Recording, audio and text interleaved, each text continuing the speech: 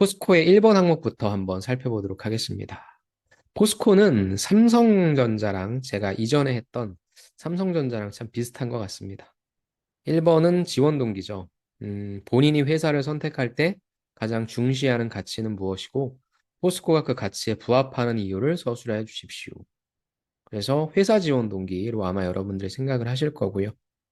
항목은 작년과 똑같습니다. 근데 변한 게 하나 있다라고 한다면, 이번에 글자 수가 600자로 조금 줄어들었습니다. 사실 우리한테 100자는 굉장히 큰 건데, 그래서 뭐 800자에서 900자는 별 감흥이 없는데, 이게 700자에서 600자로 줄인다라고 하는 건, 이건 좀 큽니다. 표현하기가 힘들어서 아마 그래서 여러분들이 결국에 이번 포스코 자기소개서를 작성하시면서 제일 중요한 부분, 여러분들이 신경 많이 쓰셔야 될 부분은 글자 수를 줄이면서 내가 표현하고자 하는 부분들을 표현할 수 있는가, 이 부분에 신경을 써주셔야 될 것 같습니다.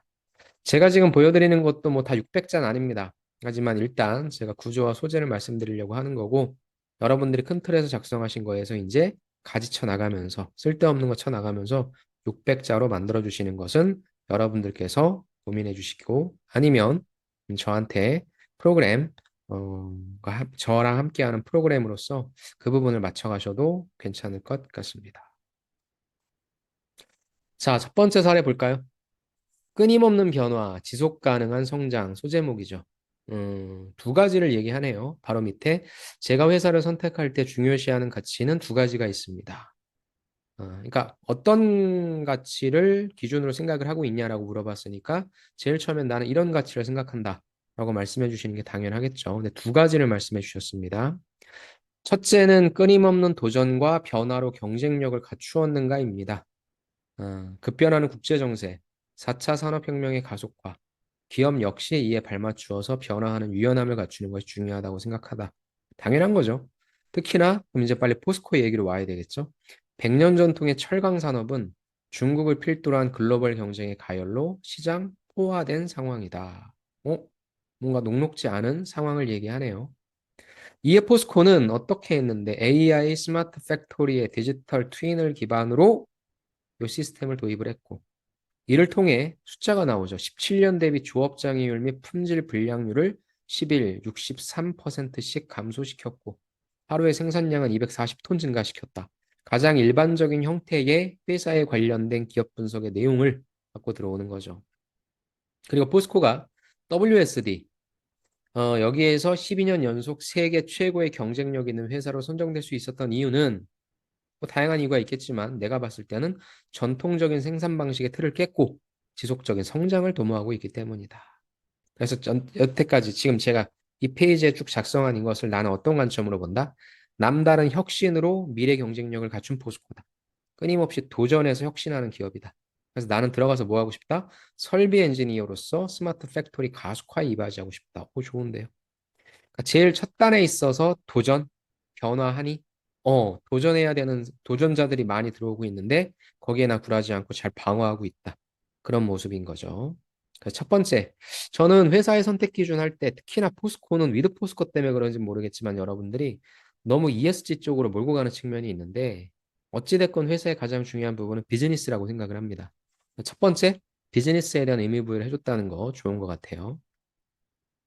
두 번째는 무엇이냐? 가치 창출 과정에서 지속 가능성을 추구하는가입니다. 그렇죠? 저희가 무슨 말입니까? 포스코가 비즈니스를 되게 잘했어요. 많은 영업이익이 있어요. 이거를 그냥 우리만 먹고 사는 게 아니라 같이 나눠 먹자. 이런 개념인 거죠. 기업의 가치는 단순히 재무적인 성과, 숫자, 영업이익 얼마나 났다, 매출액 얼마나 났다, 당기순이익 얼마나 났다, 이걸로 평가되는 것을 넘어서 가치 창출 과정에서 이런 가치를 만들어내는 그 이윤이 남는 과정에서 지속 가능성을 추구함으로써 증대되는 것이 현재 상황이다. 그렇죠? 포스코는 뭐 하는데 기업 시민 ESG 경영 이념을 바탕으로 일단 철강 공정의 탄소 중립을 달성하기 위해 메타버스 기반의 가상제철소 설립을 추진하고 있다. 저때 한창 기사 나왔을 때. 또 2050년까지 수소 환원 제철로의 전환을 준비하고 있다. 이러한 행보를 보며 엔지니어로서 지속 가능한 개발이라는 비전을 이룰 수 있는 곳은 포스코라고 생각하여 지원했습니다. 너무 좋아요. 보통 여기에 여러분들이 많이 쓰는 게 저 기업 시민에 있어서 포스코 사회공헌 활동인 것처럼 얘기하는 분들이 많거든요. 근데 일단 내가 여기에 지원했다. 이분이 여기 지원한 것은 설계죠. 설비죠. 설비 엔지니어. 기술직이기 때문에 포스코의 ESG라는 관점에서 기술직으로서 연관되는 부분을 매칭시키려고 했다는 게 좋아요. 특히나 어떤 부분? 환경이죠. environment. 그쪽 측면에 있어서 가상제칠소 설립을 추진한다. 수소환원 제철을 한다. 즉, 앞에 있어서의 전반부와 지금 보여주는 모든 내용들이 포스코에 관련된 기업 분석하면 나오는 하나하나의 팩트들이죠. 그걸 내가 어떻게 의미 부여해서 정리하느냐. 이게 바로 회사를 선택하는 기준, 그리고 그 모습. 그 모습은 하나하나의 팩트를 얘기해 주는 게 아니라 어떤 의미 부여. 도전받는 데에서 계속 성장하잖아. 끊임없이 도전하면서 성장하잖아. 그 다음에 지속 가능한 발전 환경적인 측면에서 추구하고 있잖아. 이렇게 딱 정리를 해준 거죠. 굉장히 깔끔하죠. 두 가지를 다 얘기해 준 것도 좋고, 각각의 입장을 본인의 직무로 끌고 들어가려고 했다는 노력도 전 너무 좋은 것 같습니다. 문제는 이거 같은 경우에는 이제 700자에서 800자 될 때의 내용인데 600자밖에 안 된다는 거기 때문에 여러분들이 두 가지를 과연 쓸 수 있을 것인가? 이걸 두 가지 쓰게 되면 내용은 더 빈약해질 수밖에 없거든요. 이 부분은 좀 고민을 해주시는 게 필요할 것 같습니다. 지속 가능한 발전이다라고 하는 얘기 나온 거 좋고요. 그래서 첫 번째, 어떻게 쓰면 좋을까? 본인이 회사를 선택할 때 가장 중시하는 가치, 포스코가 그 가치에 부합하는 이유, 기준 두 가지를 제시했다. 첫 번째, 비즈니스적인 기준과 포스코의 모습, 좋고요. 세 번째는 지속 가능 발전의 기준과 포스코의 모습, 좋습니다. 근데 꼭 이런 관점이 아니더라도 결국에는 포스코가 이러한 모습이니까 내가 너를 선택할게. 내가 친히 너를 선택하리라. 이런 것보다는 야, 포스코야. 내가 비즈니스적으로 그런 거 해결해 줄게. 지속 가능한 발전을 내가 해결해 줄게를 얘기할 수 있으면 그게 더 좋은 지원 동기가 된다. 이 말씀을 드리고 싶습니다. 제가 삼성 때도 늘 말씀드리지만 여러분들이 회사 지원 동기를 쓰라고 하고 특히나 회사를 선택하는 기준을 쓰라고 할 때는 그 회사가 이런 세팅된 모습이 있으니까 내가 지원한다. 내가 널 친히 선택해 줄게. 이렇게 많이 간단 말이죠. 어. 근데 아까 좋았잖아요. 지금 제일 첫 부분에 나왔던 게 무엇입니까? 철강 산업을 둘러싼 글로벌 경쟁이 심화되고 있잖아. 여기에서 포스코가 어떤 모습을 갖춰야 되는지 내가 들어가서 역할을 해줄게. 지속 가능한 발전을 추구해야 되잖아. 여기에서 내가 지원한 직무로 어떻게 역할을 해줄게. 이게 더 좋긴 하다는 거죠. 근데 어렵죠. 그래서 너무나 그냥 회사에 관련된 그런 1, 2, 3번 제가 지금 옆에 작성해 놓은 이렇게만 쓰지 마시고 한번 그걸 조금 더 결합시켜서 회사가 나를 선택해야 되는 이유. 그러면은 비즈니스적인 기준, 지속 가능한 발전 둘 다 필요 없어요. 하나만 제대로 써줘도 괜찮으니까 그렇게 나를 선택해야 되는 이유에 대해서 써주는 것도 저는 좋은 방향이라고 생각합니다. 자, 2번 항목입니다. 아까도 말씀드렸다시피 이번의 항목은 쓰는 게 어렵진 않아요. 대신에 우리가 봤을 때 처음에 해당 직무가 어떤 일을 하는 것이고 그에 따라 나는 어떤 역량이 필요한 것이다라고 먼저 정의를 내려주시면 조금 더 좋을 것 같아요. 그러니까 결국에 각각의 배운 점들이 문제 해결 능력을 통해 배운 점이 역량이 되긴 하겠지만 글자 수가 조금 없는 경우에는 3번의 포부 제시 저 부분도 물론 들어가야 주면 좋긴 하지만 사실 저는 입사 후 일을 어떻게 발전시켜 나갈 것인지 서술해 주십시오가 중요한 것 같지는 않아요. 어찌됐건 2번의 메인은 역량이기 때문에 저는 1번에서 가이드를 좀 해주고 이 해당 직무는 이러한 일을 하는 것이고 이 일을 이러한 역량이 필요하고 나는 이를 더욱더 발전시켜 나가겠다. 첫 번째 난 이런 경험했다. 두 번째 이런 경험했다. 이렇게 나가자는 거죠. 첫 번째 해당 직무가 무슨 일을 하는지와 어떤 역량이 필요한지 간단하게 한 줄 정도 많이 나가봤자 두 줄 정도로 딱 정의. 두 번째, 글을 뒷받침하는 문제 해결 능력. 2번은 다 문제 해결 능력으로 써주시면 돼요. 지식을 써주셔도 되고 경험을 써주셔도 돼요. 이 경험은 다 여러분들이 아까 보셨던 뭐 협업이 나와도 되는 거, 분석 능력이 나와도 되는 거, 그 다음에 뭐 책임감이 나와도 되는 거, 소통이 나와도 되는 거. 그러니까 2번은 뭐가 중요하겠어요? 결국에 쓰는 구조가 어렵지 않다는 것은 관련해서 어떤 소재를 등장시켜 주느냐가 중요하니까 여러분들이 갖고 있는 소재 중에 가장 힘이 센 핵심적인 소재를 여기다가 작성해 주시기 바랍니다. 자, 이번엔 3번 갈게요. 3번도 항상 물어보는 거죠. 존중과 배려의 마인드로 타인에게 도움을 주었거나, 즉 협력을 잘했거나, 타인과의 협업을 통해서 갈등 상황을 극복한 경험에 대해 서술해 주십시오. 두 가지죠. n분의 1로서 협업을 되게 잘 이끌었거나 협업을 잘 하셨던 경험 아니면 갈등 관리했던 경험. 근데 제가 여기서 갖고 온 거는 갈등 관리는 너무나 좀 쉬우니까 협업을 좀 잘한다는 게 어떻게 표현한 것인지 그거에 대해서 좀 한번 말씀을 드려보려고 합니다. 같이 한번 볼까요? 자, 이끌어낸 협력으로 팀 프로젝트 1등 달성. 조금 아쉽긴 해요. 여기서 중요한 거는 어떻게 협력을 잘 이끌어냈는지에 대한 키워드가 필요하겠죠. 그러니까 나라는 사람은 협력을 잘 이끌어내기 위해서 어떻게 했고 그를 바탕으로 1등 달성. 이게 조금 더 낫다는 거죠.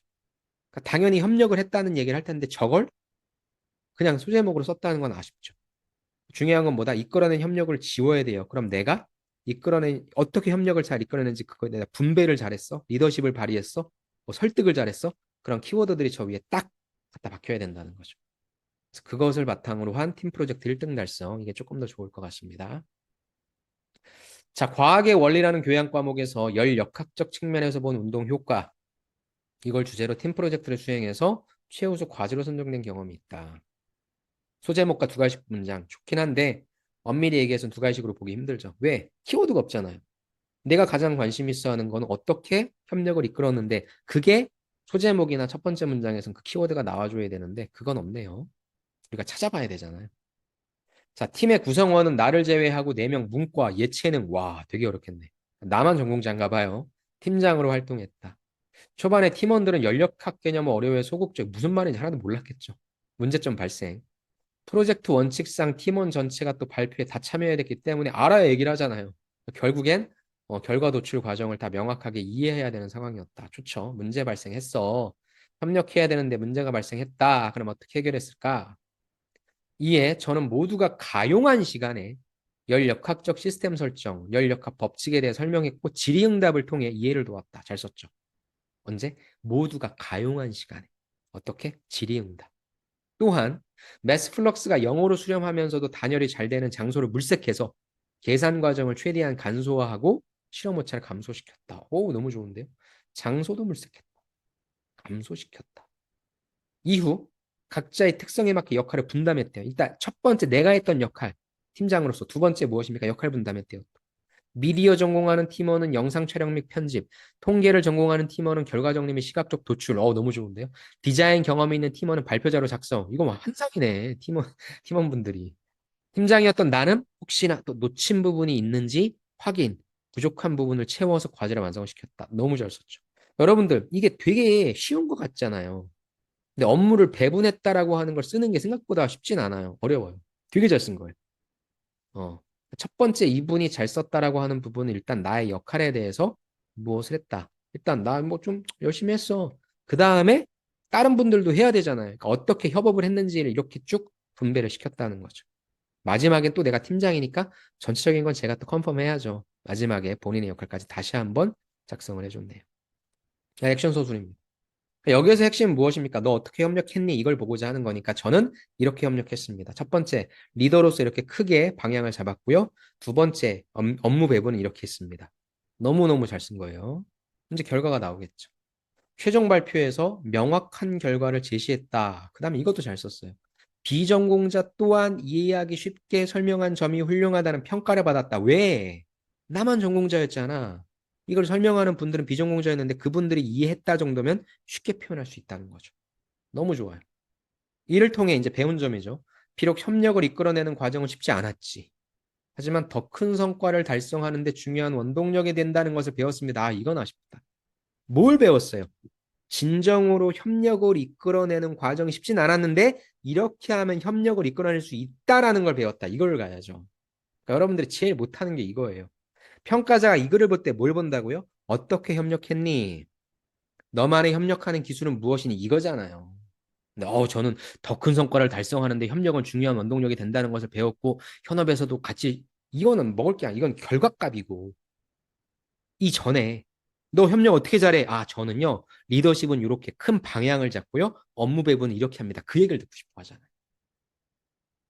그래서 협력을 이끌어내는 과정은 쉽지 않지만 뭐예요? 정확하게 명확하게 업무 배분을 한다라든가 정확한 명확한 업무 분장과 서로를 믿고 신뢰하는 그런 분위기를 형성하는 것이 협력을 잘하는 것이 되게 중요하다는 걸 배웠습니다. 이렇게 가야 된다.